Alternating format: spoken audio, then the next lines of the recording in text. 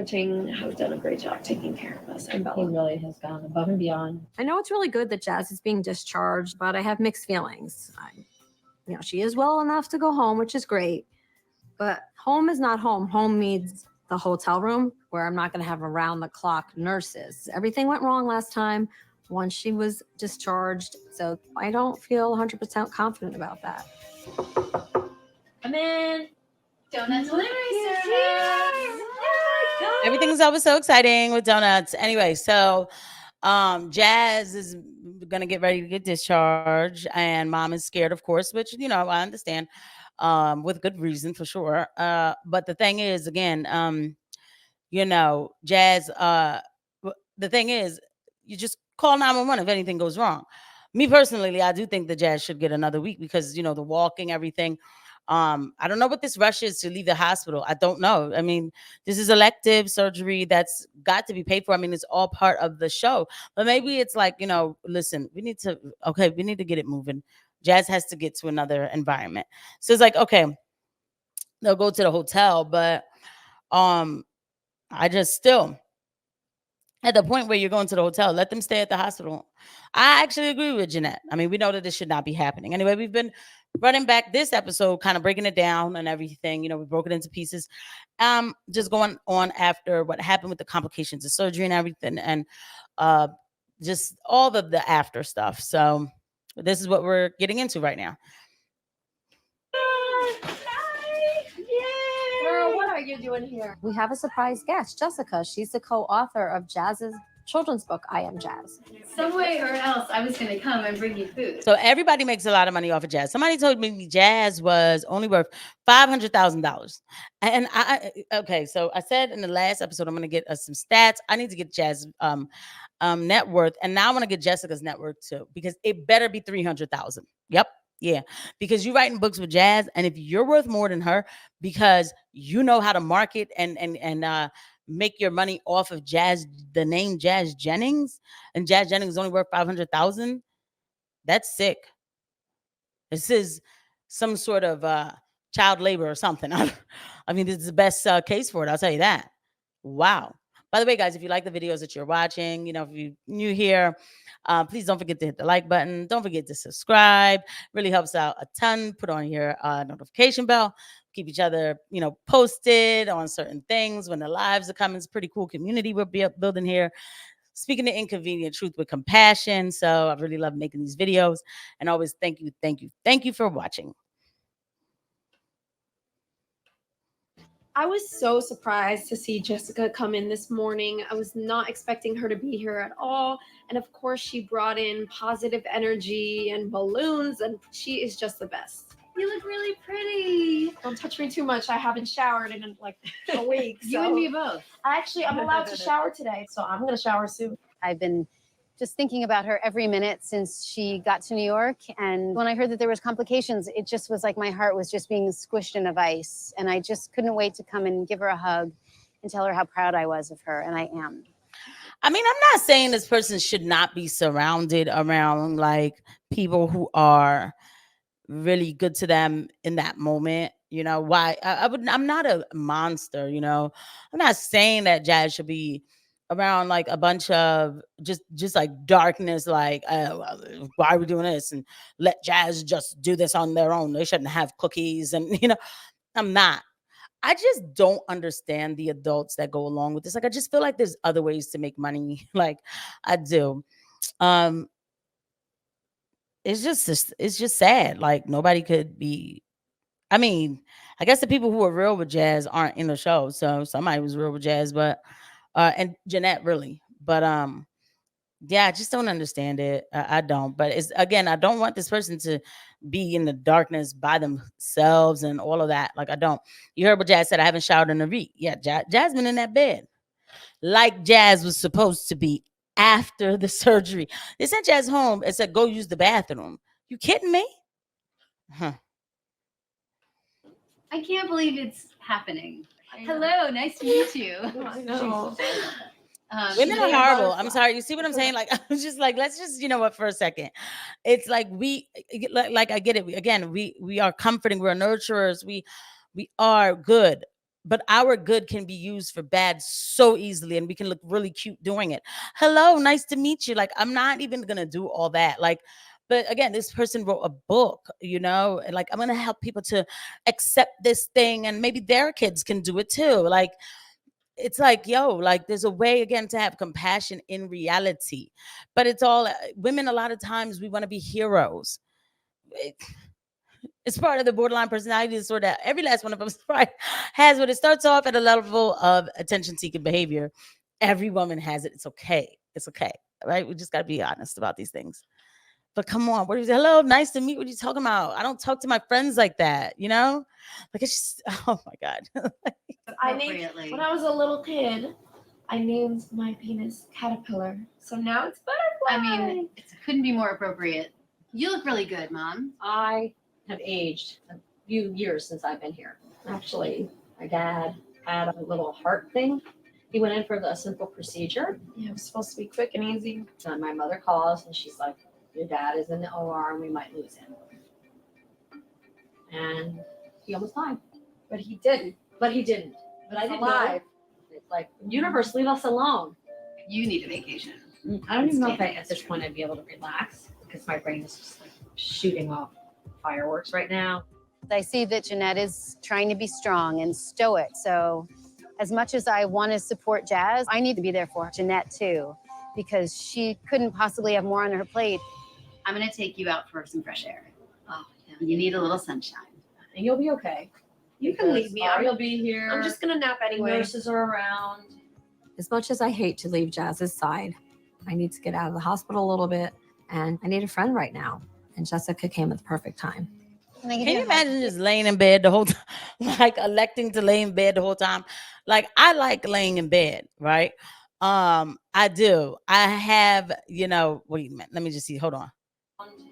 As much I have. So when I had the major surgery, when they took my right side ovary, anyway, I was on 4 weeks of bed rest. Now, this is major surgery, it was a major abdominal surgery, and I was on 4 weeks of bed rest. Okay, was it about 4 weeks? Was it 2? No, it was 4 weeks. Yeah, it was 4 weeks. Where by the 3rd week I was able to like do a little something, but it was a solid 4 weeks. The first week for sure, I couldn't even get downstairs. I do not know how they let this person just go in 2 days. I don't know. And I'm talking about abdominal surgery. I'm not talking, so your powerhouse, everything is your powerhouse. I'm not talking about something where they ripped me from the, you know what I mean? Like, went up and just whoosh, And so between the abdominal, the abdomen, and then, your perineal area, just went through this whole like reconstruction, and then they said go home and pee in the toilet. Wow. much as I Like, hate, I was on bed rest at home for the 4 weeks, but it was like bed rest, like, but the thing is, again, it was abdominal, so I didn't have a Foley, but like, remember, this is perineal, so I just don't understand. And okay, hate to leave Jazz's side. I need to get out. some You sort of still crime. got it, thank God, right? It's not like they got in there and said we can't do this. No, I look at her and some sort of guilt is happening here. I just feel so bad for her. She's so strong. Oh God. I just You've can't been- even go there because You've been so strong. You've been superhuman strong. she's been so positive, and I get my strength from her. And then my dad, it's like, oh, I want to go home. I miss the cats. I miss my husband. I don't have my husband here. Greg didn't come on purpose, y'all. Y'all notice Greg never came. Greg never came on purpose. All right, couple things here. She cut her off. She said, and I don't want to go there. She was crying. I don't want to go there. Where? And she didn't want to go to the part of like, she's been so strong, and did I put her here on purpose? Like, what? How did we get here? Is it my fault? That's where she doesn't want to go. Okay, like, let's be clear. Now, Greg, I'm my husband. Greg is not there still. In order to save the marriage and keep the marriage, Greg should not be there. Let's keep it real. You know, I mean, me personally, I think Greg might as well be there and actually help with the surgery because you never stop this from happening. So maybe you tried, you didn't try hard enough. I don't know. Well, I know that there's a Jeff Younger who's trying so hard. He's been back and forth to court dates. He's had to like quit his job and, you know, go and move just to go be with, you know, the where live near the child, like wherever the child lived, he has to live there. 2 kids actually. The mother's, the mom is so hell bent on doing this to the 2 kids, to the point where since she can't give the kids actual like pills, they know what foods and teas to make. Oh, it's real. Oh, it's really real. Anyway, coming back to Greg, but anyway, Greg shouldn't be there. Because I would imagine there would maybe be a divorce right after. I would think there would, because this is the reality of the experiment.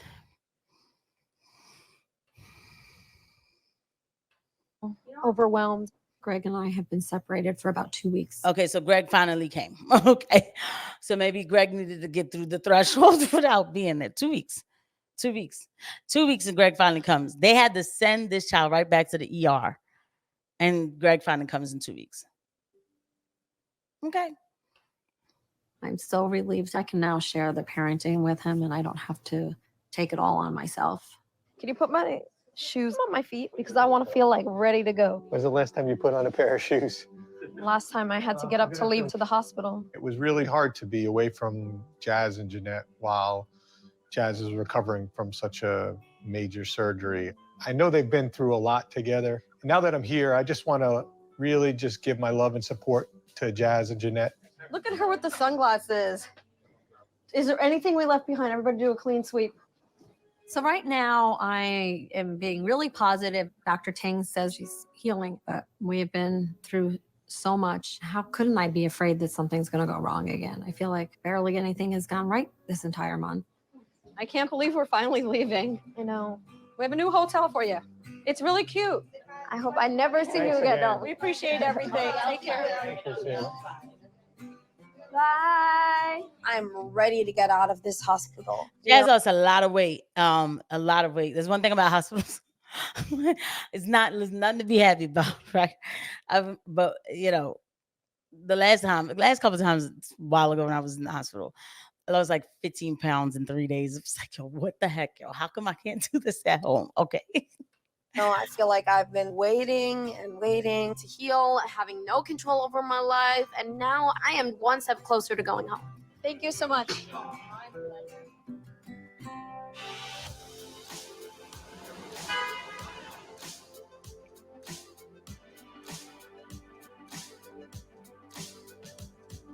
Your hands are warm.